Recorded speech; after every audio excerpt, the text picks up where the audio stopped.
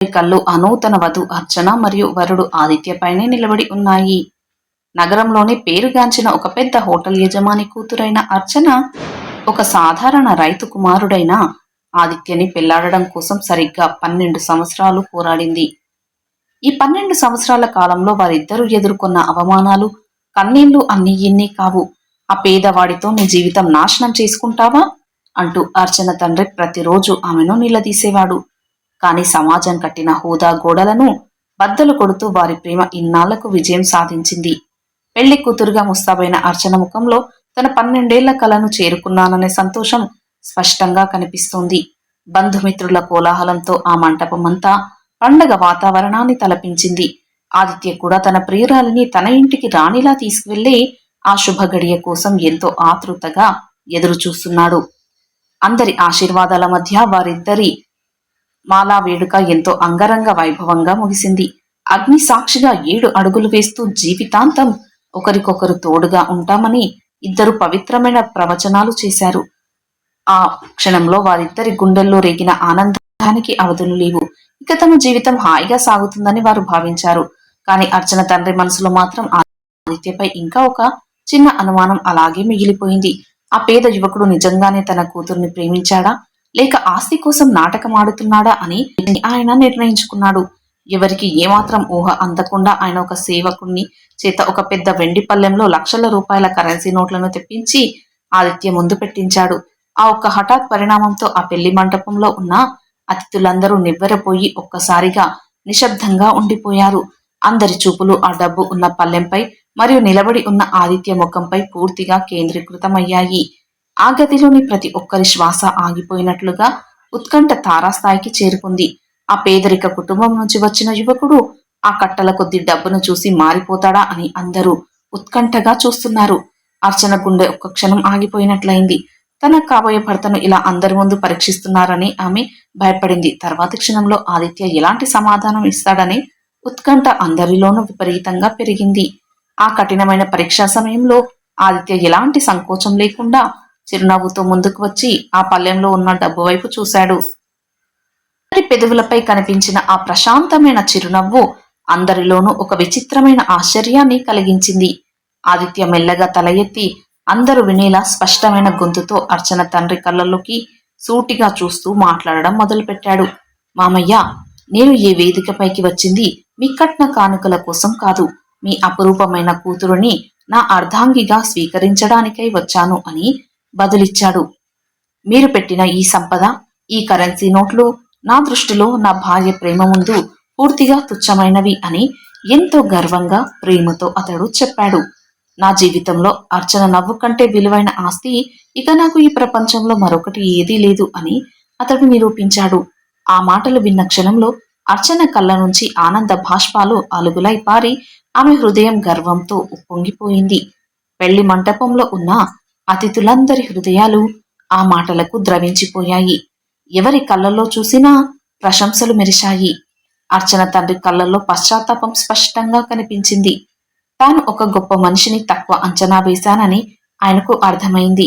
ఆనంద భాష్పాల మధ్య ఆయన ముందుకు వచ్చి ఆదిత్యను హత్తుకుని తన కూతుర్ని సంతోషంగా చూసుకోవాలని మనస్ఫూర్తిగా ఆశీర్వదించాడు. ఆ వాతావరణం ఒక్కసారిగా మారిపోయి అందరి ముఖాల్లోనూ ఆనందం ఎంతో వెల్లివిరిసింది. ఆ తర్వాత ఎంతో సాంప్రదాయబద్ధంగా అర్చన పెళ్లి జరిగి అత్తగారింటికి వెళ్లడానికి వీడ్కోల కార్యక్రమం అత్యంత భావోద్వేగంగా ప్రారంభమైంది.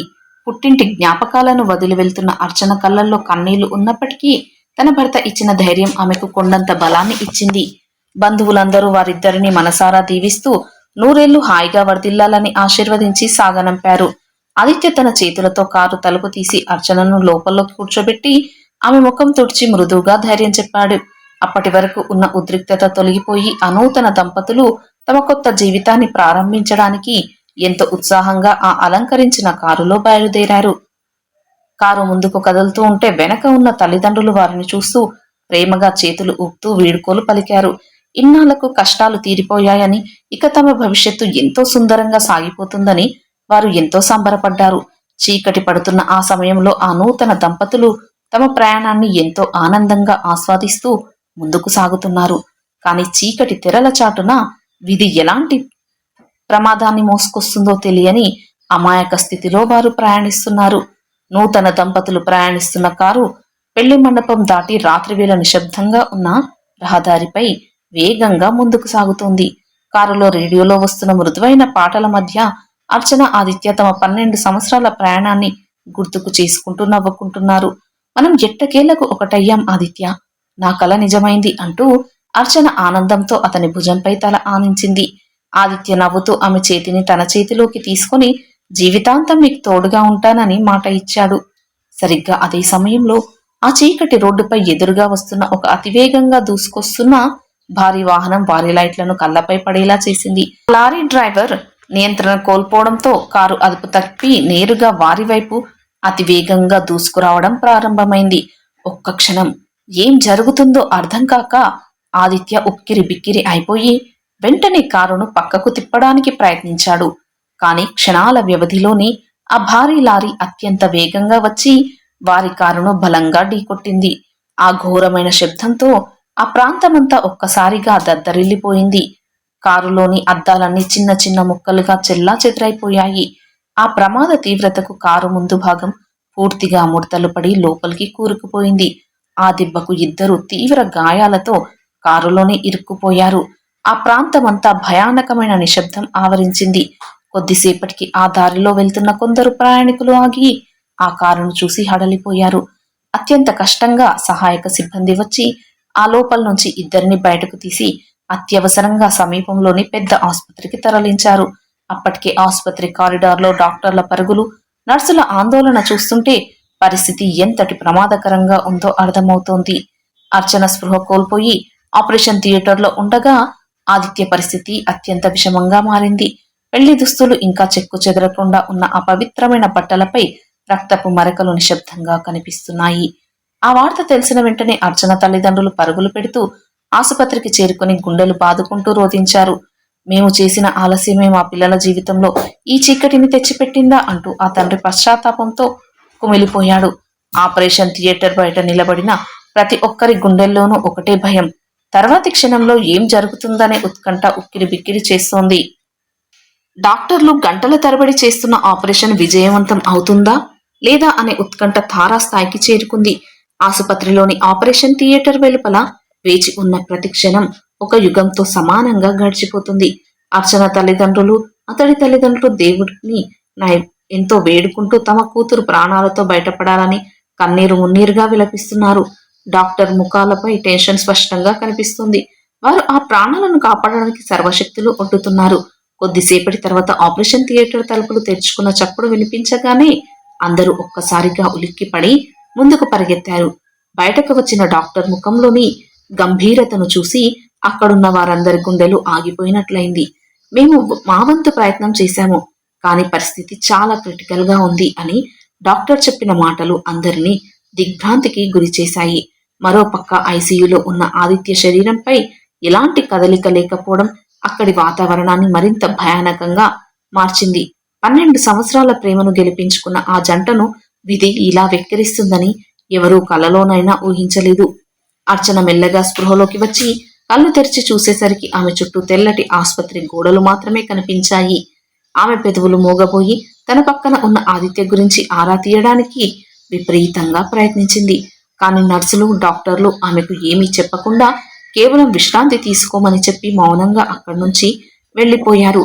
ఆ మౌనమే అర్చన మనసులో ఏదో చెడు జరిగిందనే భయాన్ని మరింత పెంచేసింది. ఆమె తన బలహీనమైన శరీరంతోనే ఆ ఆసుపత్రి మంచం దిగి ఐసీయూ వైపు నడవడానికి ప్రయత్నించింది. ఆసుపత్రి కారిడార్లో నడుస్తున్నప్పుడు ఆమెకు ఎదురుగా వస్తున్న బంధువుల ముఖాల్లోని విషాదం ఆమెను మానసికంగా కృంగదీసింది. అసలు అక్కడ ఏం జరుగుతోంది? ఆదిత్య ఎక్కడున్నాడు అనే ప్రశ్నలు ఆమె మెదడును తొలిచేస్తున్నాయి. తన భర్తను ఒక్కసారి చూడాలనే ఆరాటం ఆమెలో ఉప్పెనలా తన్నుకొచ్చింది. ఆమె ఎలాగోలా కష్టపడి ఆదిత్య ఉన్న గది దగ్గరకు చేరుకొని ఆ అద్దం గుండా లోపలికి చూడడానికి ప్రయత్నించింది. లోపల జరుగుతున్న దృశ్యాన్ని చూడగానే అర్చన గొంతులోంచి కేక బయటకు రాక ఆమె అక్కడికక్కడే కుప్పకూలిపోయింది. ఆ క్షణంలో ఆమె ఎదురుగా కనిపించిన నిజం ఆమె జీవితాన్ని సర్వనాశనం చేసేసింది. ఆ విషాదపు నిజం ఏమిటో తెలిసిన ఆ క్షణంలో అక్కడి వాతావరణం పూర్తిగా శోకసంద్రంగా మారిపోయింది. ఐసీయూ గదిలో నిశ్శబ్దంగా పడి ఉన్న ఆదిత్య ప్రాణాలు కోల్పోయాడనే చేదు నిజాన్ని అర్చన తన కల్లారా చూసింది. పెళ్లి జరిగి కేవలం కొన్ని గంటలు మాత్రమే గడిచినా విధి వారిద్దరిని శాశ్వతంగా విడదీసిందని ఆ దృశ్యం చెప్పకనే చెప్పింది. ఆదిత్య, మనం ఇప్పుడే కదా ఒక్కటయ్యాం, నన్ను ఇలా ఒంటరిగా వదిలి వెళ్ళిపోయావా అంటూ ఆ ఆసుపత్రి గోడల సాక్షిగా ఆమె పెట్టిన అరుపులు అందరి హృదయాలను పిండేశాయి. పెళ్లి కూతురు అలంకరలో ఉన్న ఆమె శరీరం ఆ విషాద వార్తను జీర్ణించుకోలేక వణికిపోయింది. ఆ వార్త తెలిసిన వెంటనే బంధువులందరూ అక్కడికి చేరుకుని అర్చనను ఓదార్చలేక గుండెలు బాదుకుని ఏడ్చారు. తాము చేసిన ఆలస్యం, చూపించిన అహంకారమే ఈరోజు తమ పిల్లల జీవితాన్ని బలిగొందా అని ఆ తండ్రి పశ్చాత్తాపంతో కుమిలిపోయాడు. ఆ అంతిమ సంస్కారాల సమయంలో ఆ ప్రాంతమంతా ఎవరికంట చూసినా కన్నీటి ధారలే ప్రవహించాయి. అర్చన తన భర్త జ్ఞాపకాలను గుండెలకు హత్తుకుని రోధించిన తీరు చూసిన కఠిన హృదయాలు కూడా ద్రవించిపోయాయి. పెళ్లి జరిగిన కొద్ది గంటల్లోనే జరిగిన ఈ హృదయ విదారక ఘటన నగరమంతా దావానంలా వ్యాపించి అందరినీ దిగ్భ్రాంతికి గురిచేసింది. ఈ సంఘటన బీహార్లో జరిగింది. మరి ఈ వీడియోపై మీ విలువైన అభిప్రాయాన్ని తప్పక కామెంట్స్ లో తెలియచేయండి. వీడియో నచ్చితే ప్లీజ్ లైక్ చేసి సబ్స్క్రైబ్ చేసుకోండి. Thanks for watching.